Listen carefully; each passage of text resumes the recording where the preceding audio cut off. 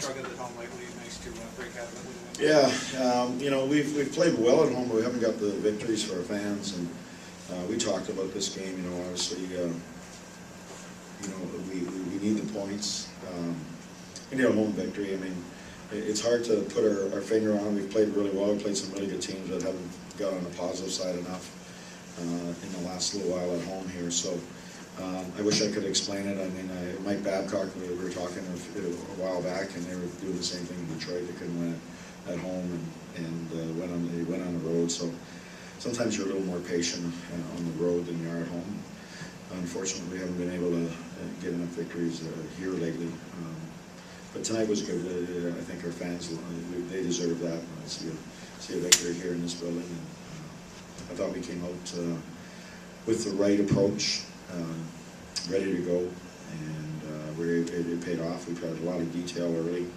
The first couple of shifts were a little sloppy, but after that, I think once we scored the first goal, we started, you know, getting some confidence and going from there. And obviously getting a big lead in the first. And in the second period, I thought we didn't manage the game the right way. The lines, individual players, or we call them cookie monsters, are going for the goals. So they were looking for their points, and that's just the maturity factor that has to play into it. If you're, you know, we'll grow that. We talked about that in the second period. We didn't manage the lines well. We didn't make good plays on the wall.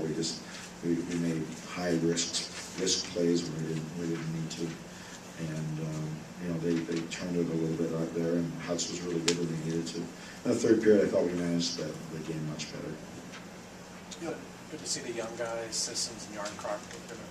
Yeah, no, it was. They played both those young centermen are part of the future, and they've come in here and done a really good job.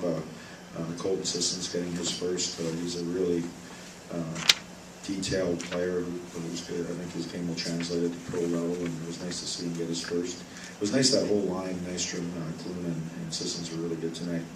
And then Yarncroc, it was good. That's a sniper's goal, and good play by Smitty keeping that puck alive, and then Borky, and then getting over to Cali. So he's deserved to everything. He's very detailed. I love the way he plays. He plays on the right side of the puck all the time.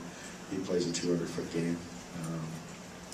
And then, you know, it was good to see Colin Wilson break out. It was ironic that he wears 33 on his back, and it took 33 games to, that's a Jim Diamond quote right there, that he got a goal after 33, because that weighs on your shoulders a lot. So with a player who's from an offensive standpoint, not producing in that area, it weighs on you. Hopefully that'll get Willie going in the right direction, thanks to Jim Dino. It almost seemed like it woke him up in this game too, because it seemed like after he got that goal, yeah, he was... It was noticeable. I noticed that same thing on the bench. He got that goal and he was excited again about, you know, just the game and playing and all that. So, yeah, I hope that's a real positive for him. The team prides itself on a scoring by committee kind of approach. Is that a test? Is every forward scoring at least a point a testament to that kind of approach? Well, I don't know if it's that. It was a good game that way. That's sort of the approach we have to take. You see, a lot of our offense comes from the back end with the Shea, you know, getting 20 goals, and then the forwards are playing a little bit more confident with our defense being very active, especially in the first period. Yeah, it is a testament to the way we want to play, and so everybody was included in the victory. And you know, on the back end, Shea getting 2 goals, that's 20. Not too many guys in the National Hockey League from the blue line can say they get 20 goals in the league. And as I've been saying all year, he's been absolutely outstanding. He's having his best year as a pro. He's a dominant force offensively and defensively.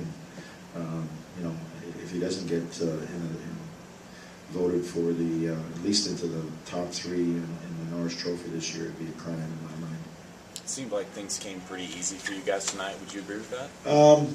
Early, but we executed well. So, you know, they come easier when you execute well. They don't come easy if you don't execute. So, yeah, we were able to jump on them early. Maybe they were surprised by some of the things that we tried to do early. And we executed on them, and and capitalize on them. So, we get some credit for that. Another strong game from Carter. Just how far has he come so far? It's amazing. I mean, he's got, I think this is 17 or 18 wins for him this year.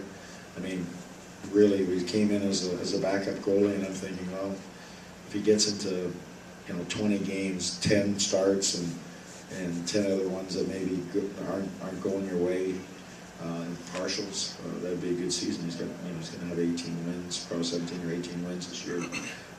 He's come from a goalie who was very inconsistent, give you a good game but couldn't sustain it, to a guy that's pretty solid, and that's a testament to his work ethic and how he's bought into what Mitch Korn was trying to do with them. And you see when you buy into that, you really turn yourself into that chance as a player and an opportunity. He's turning it hopefully into a career, and I think he has a good understanding. And he reminds me a lot of Chris Mason. Guys love to play for him. He's great in the dressing room, and he comes and works every day. So Chris Mason made himself a pretty good career in Nashville, Tennessee a few years back, and through the National Hockey League. And it was just because of the type of people that they are and the work that Mitch Korn does with them.